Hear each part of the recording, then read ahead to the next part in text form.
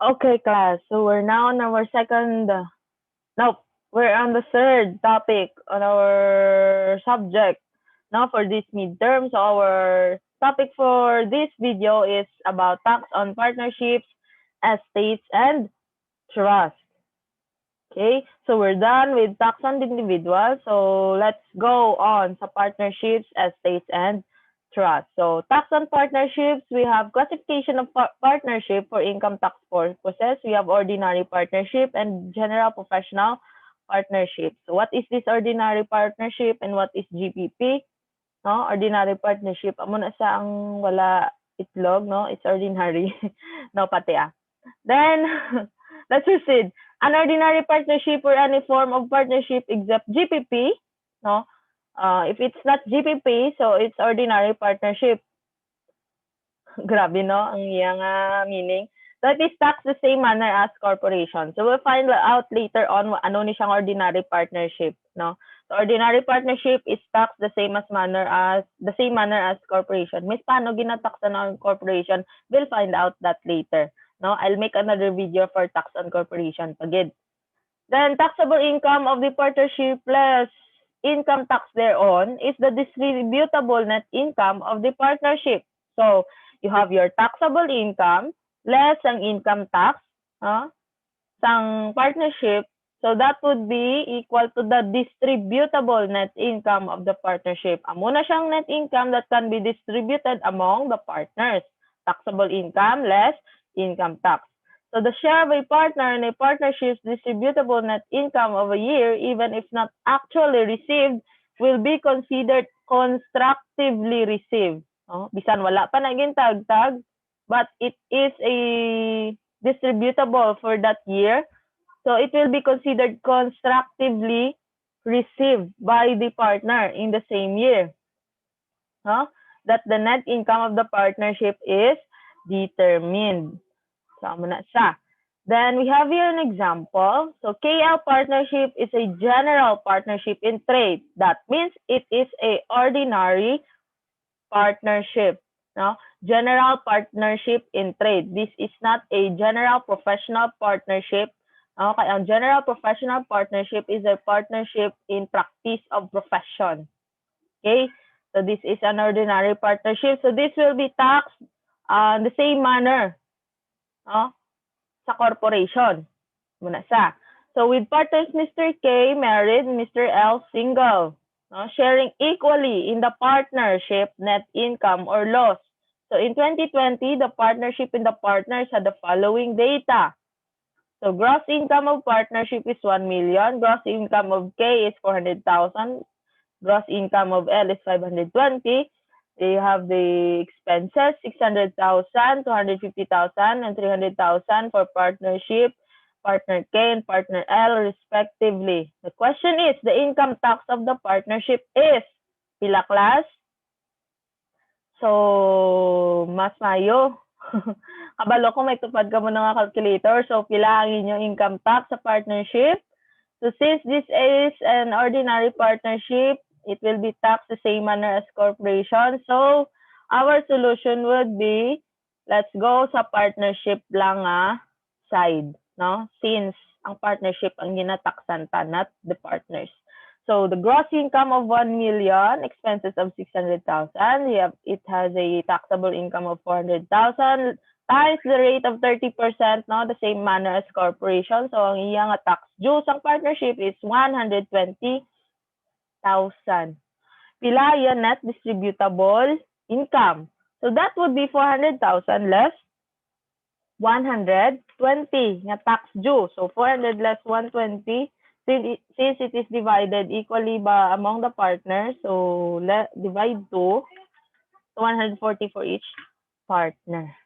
Okay, so we're done with the ordinary income. Let's go to GPP. So GPP is exempt from income tax, no? Provided that it is engaged exclusively for exercise of professions. No? So if you are CPAs, then you want to exercise your profession So you enter into a partnership. So the partnership that you are entering is a general professional partnership since you want to practice your profession as CPAs. But if magparisay si CPA kag si engineer, no? Ti exercise of profession pa na.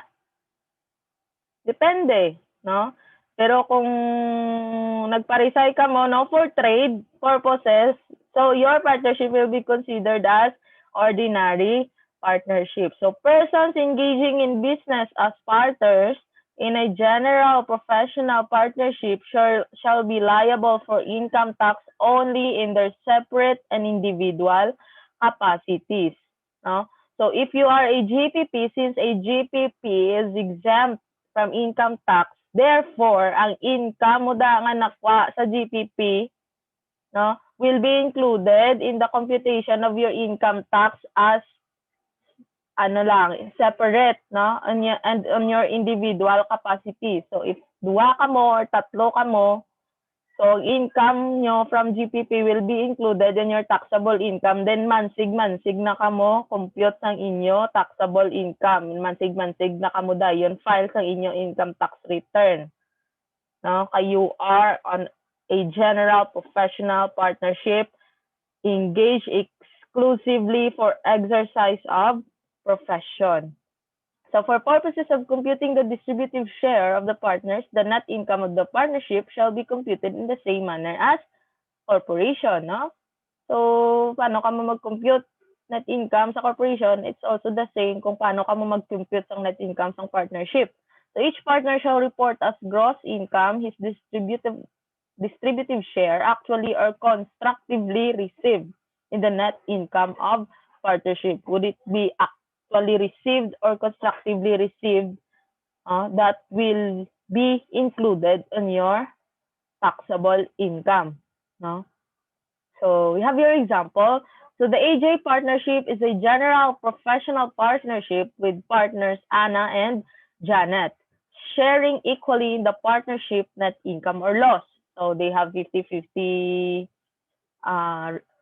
partnership ratio. So the partnership had gross revenues of 600,000 and expenses of operation of 200,000 in 2018. So partner Anna, who is single, had personal income and expenses of 80,000 and 30,000 respectively. So in the same year, Janet, who is married, had personal income and expenses of 90 and 20,000 respectively in the same year. So how much is the income tax of AJ partnership? So since AJ partnership is a general professional partnership, it is exempt from income tax. So the income tax of the partnership is 0. Okay? So you have here, no, GPP is exempt from income tax provided that it is engaged exclusively for exercise of profession. Pila ang i-distribute kay Anna, kay Janet. So partnership gross revenue 600,000. Less expenses of 200,000. So it has a net income of 400,000 divided by 2 kay duha man lang sila, they share on income equally. So ihatag ta kay Janet kag kay Anna is 200,000 each. Then ang 200,000 is will be reported by Anna and Janet separately, no? Plus ang ila personal income less their personal expenses. Then compute ang ila nga income tax, no? Isa-isa. Muna siya sa GPP. Now, a GPP is required to file shall a return of its income setting forth the items of gross income and of deductions allowed by the NIRC and the names taxpayer and addresses and shares of the partner. So even though a GPP is exempt from income tax, doesn't mean hindi na sila mag-file, kailangan sila balayran, no? They are still required to file a return, no? Basta the items of gross income and deductions allowed by NIRC, no? Names sang partners, ang ilang tax identification number, addresses, and ila share is presented sa income tax return. Okay? So, klaro na ta sa ordinary partnership kag sa GPP. Let's go on tax on estates and trust. So, estates and trust are taxed in the same manner as individual. Wrong spelling ako. Therefore, we apply the income tax computation for individuals, no? So, ang aton partnership, if it is ordinary partnership, is taxed the same manner as corporation, and our GPP is exempt from income taxation. Estates and trusts are taxed in the same manner as individuals, no? So we apply the income tax computation for individual, no? What is estates, no? What are estates? So first, ano danay ang trust? So a trust is a fiduciary relationship in which one party, known as trustor, gives another party, the trustee, the right to hold the title to property or assets for the benefit of a third party. So we have three parties in a trust agreement. We have the trustor, the trustee, and the beneficiary. So, then trusts are established to provide legal protection for the trustor's assets to make sure those assets are distributed according to the wishes of the trustor and to save time, reduce paperwork, and in some cases, avoid or reduce inheritance or estate taxes. So si trust, amo ni siya ang if you are kung nakabati na kamo sa trust fund, no, si trustor ginbutang yun ang iyang mga assets, no, si trustee na da ang iyang ginbilinan, no, sang iyang mga assets, no, and kung ano man dang income ni trust, amo na si beneficiary na ang makabenefit, no. So they are bound to a trust agreement. So may drawing. Ginawa ko drawing. So we have here the trustor and they have the trustee. So they make a trust agreement, no, in benefit for the beneficiary. Tama na siya ang trust fund. So what is an estate? So an estate is everything, no, comprising the net worth of an individual, including all land and real estate, possessions, financial securities, cash, and other assets that the individual owns or has a controlling interest therein. Usually, kung makabatita estate, connected siya dahil sa mga dead people. So, estate tax is different from taxation sang estate gidya, no? Kay may ara ko da no sulat na dead si ang tawo, bilin siya estate, dayon wala pa na settle ang estate, no? Wala pa na distribute among sa heirs. So si estate na naga-income ina. So dira na nagasulod dire ang aton nga topic. Ang ginakwaan pa income tax ang income na estate. Okay? Wala pa ni siya na distribute, no, sa mga heirs. So man siya estate lang taxation sa estate and trust. So the income tax on trust does not apply to employees trust which forms part of a pension, stock bonus, or profit sharing plan of an employer for the benefit of some or all of his employees. So the income tax on trust, we do not apply this to employees trust. So the tax is computed upon the taxable income of the estate or trust and shall be paid by the fiduciary or trustee. So kung pamangkutong ka mo sa exam, sino nagabayad sa income tax ni trust? It's the fiduciary or the trustee. Okay, hindi si trustor, hindi si beneficiary. So how is taxable income computed? So the taxable income of the estate or trust shall be computed in the same manner and on the same basis as in the case of an individual. Okay, so the amount of income of the estate or trust for the taxable year which is to be distributed currently now by the fiduciary to the beneficiary shall be allowed as deduction, no? The amount of income. So if may gin-distribute ka kay beneficiary, no, may ginhatag ka kay beneficiary from the income ng trust, it shall be allowed as a deduction for computation of income tax. Okay, the amount allowed as deduction shall be included in computing the taxable income of the beneficiaries, whether distributed to them or not. Okay, so estates and trusts are allowed an exemption of 20,000 from the income of the estate or trust. So we have a 20,000 exemption. So we have here the pro forma formula So, anong tawag din ito ka formula, no? How to compute the taxable income of estates and trusts. So, we have gross income, less expenses, less income paid or credited or distributed to the beneficiary, less the exemption of 20,000, then we have taxable income. So, we have here example. So, Mrs. X died on January 2020, New Year. So, she left a gross estate with a fair market value of 3 million under an administrator. So, the cost of the property left is 1 million. That's the cost. No, pero ang market value is 3 million. So, during the year, gross income derived from the business of the estate was 700,000 and the related expenses amounted to 200,000. Okay, take note on that. Then 100,000 pesos of the income of the estate was given equally to Mr. Y and Mr. Z. The beneficiaries both married with 4 qualified dependent children.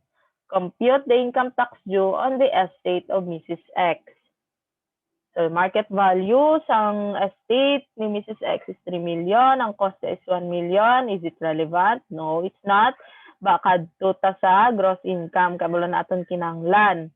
So, gross income of 700,000 related expenses of 200,000 and 100,000 income of the estate that was distributed to Mr. Y and Mr. Z, who are the beneficiaries of the estate of Mrs. X. Beneficiaries plus ha, wala pa na tadi nag-distribute sa iyang estate. So, we're not on the estate tax pa. Inyo pa na nga subject, wala kablo kung ako pa na ma-handle. Okay. Compute the income tax due. So, income is 700,000, expenses of 200,000 less. Income given is 100,000. Then, don't forget about the exemption of 20,000. So, we have a total taxable income of 380. So, if you want to check, that's 700 less 200 less 100 less 20. That's 380. Then, since it is taxable the same manner as individual, let's apply the tax table. So, first 150,000, that's exempt. No, since nakasulod sa 250,000 to 400,000 bracket. So, in excess of 250,000, that's 380 less 250 times 20%. So, that's 26,000. So, the income tax due of the estate is 26,000. Okay?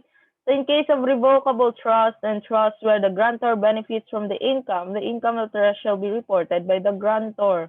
So, when we speak of revocable trust, so, si grantor yan, nag-benefit pa sa iyang property. So, ang aton di treatment is as if there is no trust.